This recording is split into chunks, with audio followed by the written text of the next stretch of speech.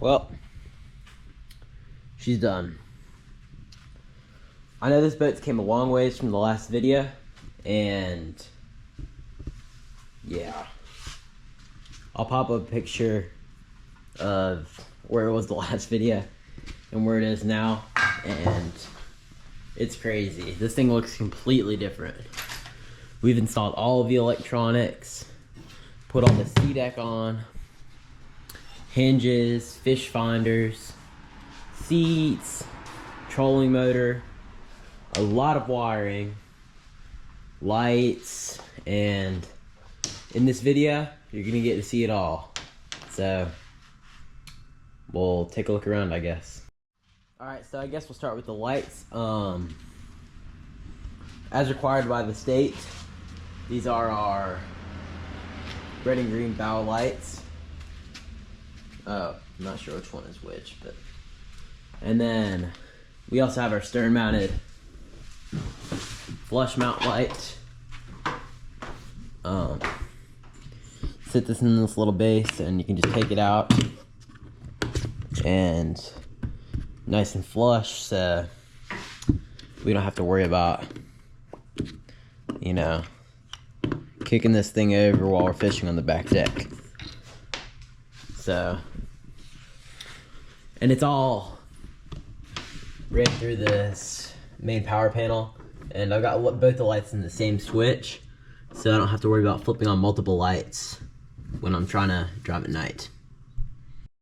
Alright, so for our bow mount fish finder, we have a Larson Eagle 5 2-in-1 transducer, which is mounted on my trolling motor, which we'll talk about later, with a pipe tie, and we'll get another one soon for that, so that's not quite done.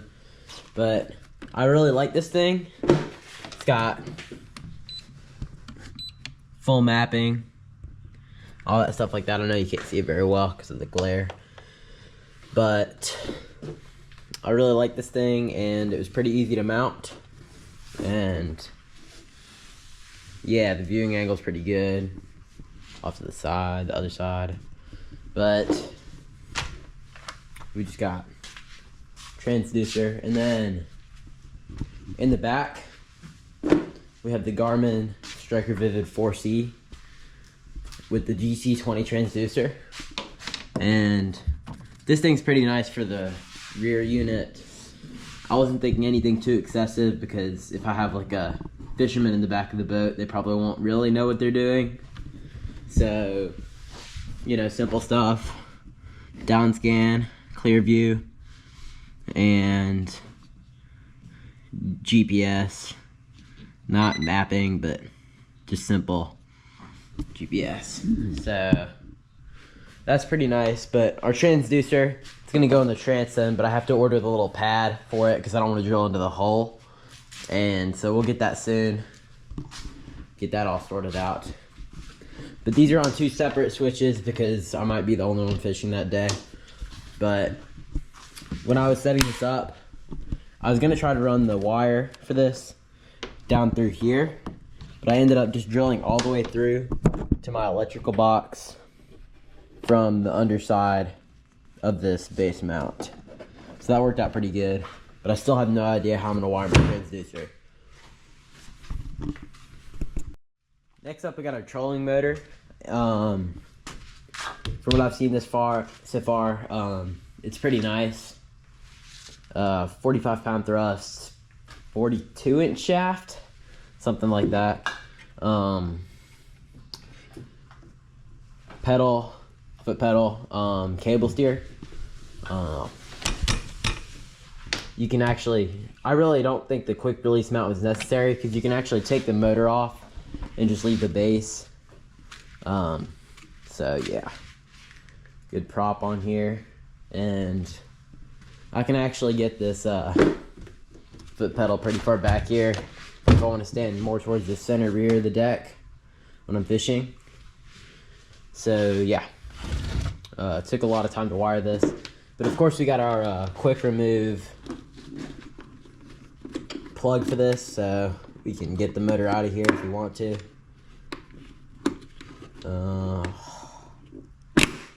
So That's a little difficult to remove, but this sits pretty flush down in there. And we try to get all the electronics back in here so we can maximize our fishing space in the deck. Then for these speakers, I got them off Amazon, so they're pretty basic. They're the middle switch, so they work pretty good. I like them for what they are, too. And then we got our head unit here so we can skip songs, connect, and stuff like that. So I like these so far. I've tried them out a couple of times, and we'll see how they perform in the water. For the electronics, I forgot, we do have a bilge pump, and that's just not yet wired in. I'll get that soon. Still trying to figure out how to mount that good though, because I don't really want to drill into the bottom of my boat. Probably some kind of bracket that would be the best option at this point. But we've got our pedestal seats, 11-inch pedestals. These are just the Marine Raider seats from Academy Sports. About $40, so they're pretty good. So the pedestal and the base and everything actually cost more than the seats. It was about $60, and this is braced under the deck by 2x4s.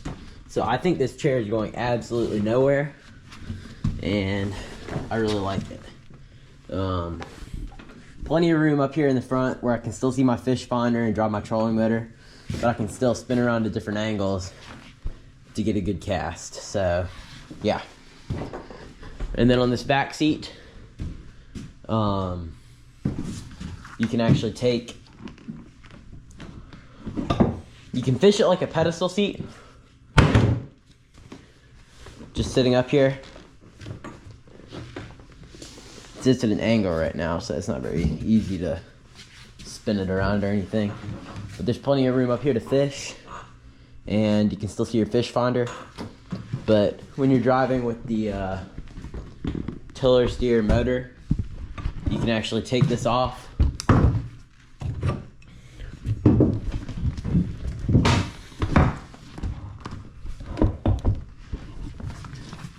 And now you have a seat where you can steer.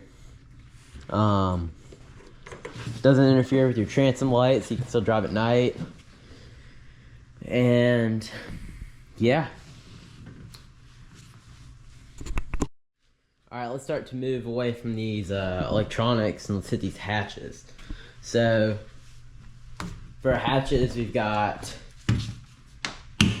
basically we had to drill a 2-inch hole for these hatches, and they actually don't make hatches big enough for what we're trying to do. So we actually had to use the Dremel and kind of like shave off the edge of this so it would actually latch. So you know, this is going nowhere. Pull it up, open it.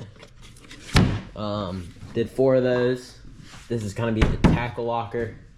This is gonna be like your day stuff, like your rain jacket, phones. This is gonna be a gas tank if we ever need one.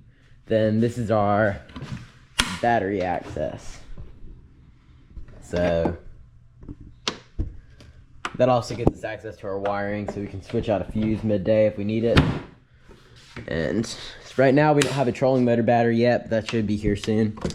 So here's our 33 amp an hour battery for everything else in the boat other than the trolling motor. And then we've already wired up our trolling motor, got our leads back here, and then that runs up to my circuit breaker up in here.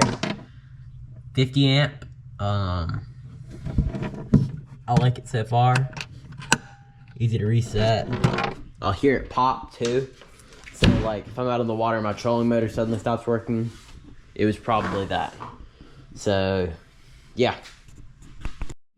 Then for the sea deck, I got, I think this is like 6/32 of an inch, so it's pretty thin.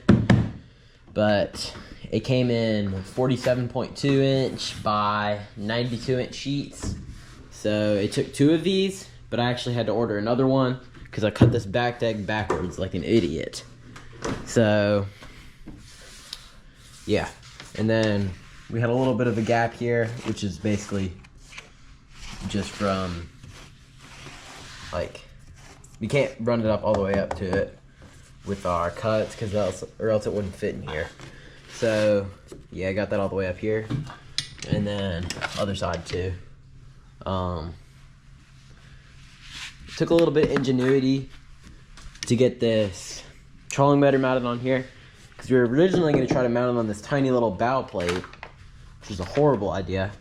So we ended up stacking 10 2x4s together and then covering it in C-deck so it would look normal. You can kind of see them down in there where we kind of messed that up. We're going to cut that new. And yeah, I like this so far. And we've got it hanging out the front so it hits right on the bow, so my motor won't hit on this bow plate. And pretty easy to deploy, so I like it so far. I really like this